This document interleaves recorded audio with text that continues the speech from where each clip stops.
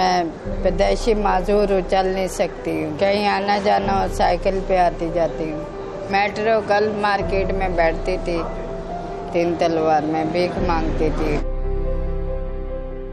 मेरे शौहर बीमार हो गए थे, मेहनत मजदूरी नहीं कर सकते थे, तो हमारे ऊपर बहुत कर्जा हो गया था। 30-40 हज़ार रुपये का कर्जा हो गया था हमारे ऊपर। तो इस मजबूरी में मैं बाहर निकली, भीख मांगने लग गई।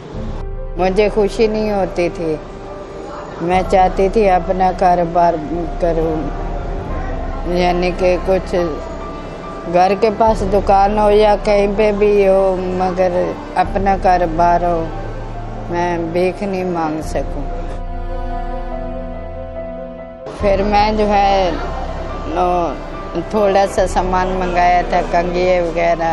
1.5 साल तक मैंने वो सामान बेचे, केचर पोनी वगैरह, तो उसमें मुझे बचत नहीं हो रही थी, नुकसान हो रहा था। फिर मैंने वो ख़त्म कर दिया। अभी मैं चादरें बेचती हूँ। मैं जब भीख मांगती थी उस टाइम भी मेरे यानी कि 500-600 रुपये दिहाड़ी बन जाती थी। ये सामान बेचती हूँ, इसमें भी मेरे को कभी 500-600, कभी 1000 भी बचत हो जाती है, 2000 भी बचत हो जाती है। मैं जब भीख मांगती थी, मेरे शौहर अक्सर मेरे साथ नाराज़ ही रहते थे। हमारी शादी को 15 साल हो गए हैं और हमारी पसंद की शादी है।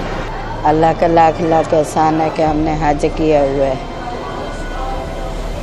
हमारे शौहर ने मुझे बहुत खुशियाँ दी हैं।